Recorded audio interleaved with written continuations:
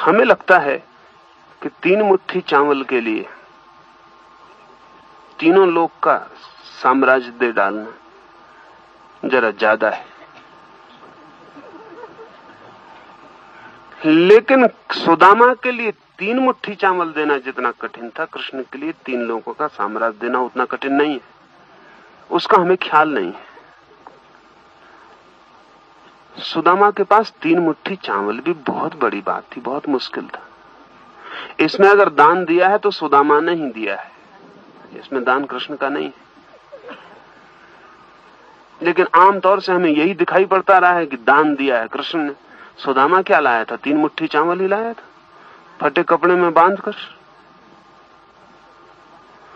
लेकिन हमें पता नहीं कि सुदामा कितनी दीनता में जी रहा था। उसके लिए एक दाना भी जुटाना और लाना बड़ा कठिन था, और कृष्ण के लिए 3 लोग का साम्राज्य देना भी कठिन नहीं था। इसलिए कोई कृष्ण ने सुदामा पर उपकार कर दिया हो, इस भूल में कोई ना रहे। कृष्ण ने सिर्फ रिस्पांस, उत्तर दिया है, और उत्तर बहुत बड़ा नहीं है। बड़े से बड़ा जो हो सकता था उतना है, इसलिए 3 लोग के साम्राज्य की बात कही। बड़े से बड़ी जो कल्पना है कवि की वो ये है कि 3 लोग हैं और तीनों लोग का साम्राज्य है। लेकिन एक गरीब हृदय के पास, जिसके पास कुछ भी नहीं, 3 चावल के दाने भी नहीं है, वो 3 मुट्ठी चावल ले आया है, उसे हम कब समझ पाएंगे? नहीं, कृष्ण देके भी तृप्त नहीं हुए, क्योंकि जो सुदामा ने दिया है वो बहुत असाधारण है, और जो कृष्ण ने दिया है उनकी हैसियत के आदमी के लिए बहुत साधारण है। इसलिए ऐसा मैं नहीं मानता हूं कि कोई सुदामा के साथ विशेष मैत्री दिखाई गई। सुदामा आदमी ऐसा है कि सुदामा ने ही विशेष मैत्री दिखाई है, कृष्ण ने सिर्फ उत्तर दिया है।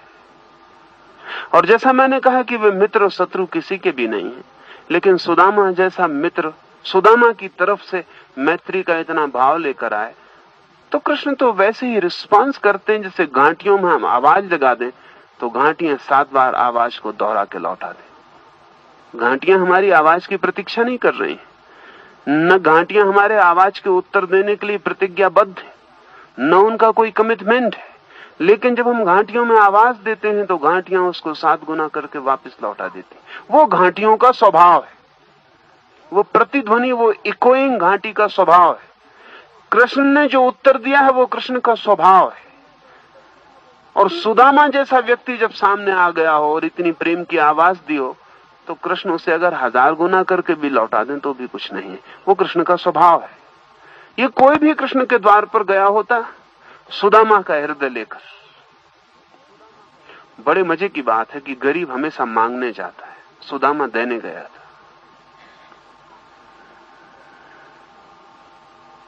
और जब गरीब देने जाता है तो उसकी अमीरी का कोई मुकाबला नहीं। इससे उल्टी बात अमीर के साथ घटती। अमीर हमेशा देने जाता है, लेकिन जब अमीर मांगने जाता है, जैसे बुद्ध की तरह भिक्षा का पात्र लेकर सड़क पर खड़ा हुआ, तब मामला बिल्कुल बदल जाता है। इधर बुद्ध और सुदामा को सांस सोचेंगे तो ख्याल में आ सकेगा। इधर सुदामा गरीब है और देने गया, और बुद्ध के पास सब कुछ है और भीख मांगने चले गए। जब अमीर भीख मांगने जाता है तब अलौकिक घटना घटती है, और जब गरीब दान देने जाता है तब अलौकिक घटना घटती है। ऐसे अमीर तो दान देते रहते हैं और गरीब भीख मांगते रहते हैं, ये बहुत सामान्य घटना है, इसमें कोई विशेष बात नहीं है। सुदामा उसी विशिष्ट हालत में है जिस हालत में बुद्ध का सड़क पर भीख मांगना है। बुद्ध को क्या कमी है कि भीख मांगने जाए? सुदामा के पास क्या है जो देने को उत्सुक हो गया? पागल ही है, बुद्ध भी पागल, वो भी पागल। और देने भी किसको गया है? कृष्ण को देने गया है, जिनके पास सब कुछ है। लेकिन प्रेम ये नहीं देखता कि आपके पास कितना है। आपके पास कितना ही हो तो भी प्रेम देता है। प्रेम ये मान ही नहीं सकता कि आपके पास पर्याप्त है। इसे थोड़ा समझना चाहिए। प्रेम कभी ये मान ही नहीं सकता कि आपके पास पर्याप्त है। प्रेम तो देता ही चला जाता है। ऐसी कोई घड़ी नहीं आती जब वो कहे कि बस अब काफी दे चुके, बहुत तुम्हारे पास है, अब देने की कोई जरूरत ना रही। इट इज नेवर इनफ, कभी पर्याप्त होते ही नहीं। प्रेम देता ही चला जाता है, उलिसता ही चला जाता है और सदा कम ही रहता है। अगर हम एक माँ से पूछें कि तूने अपने बेटे के लिए इतना इतना किया, तो अगर वो नर्स होगी तो बताएगी कि हाँ इतना इतना किया, और अगर वो माँ होगी तो वो कहेगी कहाँ किया, मुझे बहुत कुछ करना था वो मैं कर नहीं पाई। माँ हमेशा लेखा जोखा रखेगी उसका जो वो नहीं कर पाई, और अगर कोई माँ लेखा जोखा रखती हो कि कितना उसने किया, तो वो माँ होने के भ्रम में है, उसने सिर्फ नर्स का काम किया है, इससे ज्यादा कोई उसका काम नहीं है। प्रेम सदा लेखा जोखा रखता है कि क्या मैं कर नहीं पाया। कृष्ण के पास क्या कमी है, फिर भी सुदामा देने को आतुर है। घर से चलते वक्त उसकी पत्नी ने तो कहा है कि कुछ मांग लेना, लेकिन वो देने को चला आया है। दूसरी भी बात है, बड़े संकोच से भरा है, अपनी पोटली को बहुत छिपा लिया है। प्रेम देता भी है और संकोच भी अनुभव करता है, क्योंकि प्रेम को सदा लगता है कि देने योग्य है क्या। प्रेम देता भी है और छिपाता भी है। अंधेरे में देना चाहता है, अज्ञात देना चाहता है, बिना नाम के देना चाहता है, पता ना चले। तो अपनी पोटली को छिपाए हुए है कि दूं कैसे, देने योग्य है भी क्या। ऐसा नहीं कि चावल है इसलिए, अगर हीरे भी लेकर सुदामा गया होता तो भी ऐसा ही छिपाता।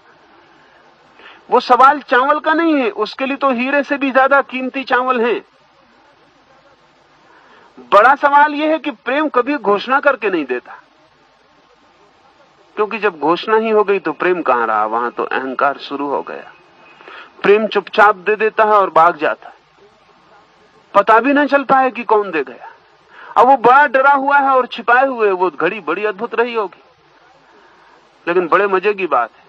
और कृष्ण उससे आते ही से पूछने लगते हैं लाए क्या हो, देने को क्या लाए हो, क्योंकि कृष्ण ये मान ही नहीं सकते कि प्रेम बिना देने के ख्याल के और आ गया हो। प्रेम तो जब भी आता है तो देने ही आता है। सुदामा है कि छिपाया जा रहा है, और कृष्ण है कि खोजे जा रहे हैं कि लाए क्या हो। अब ऐसे कृष्ण को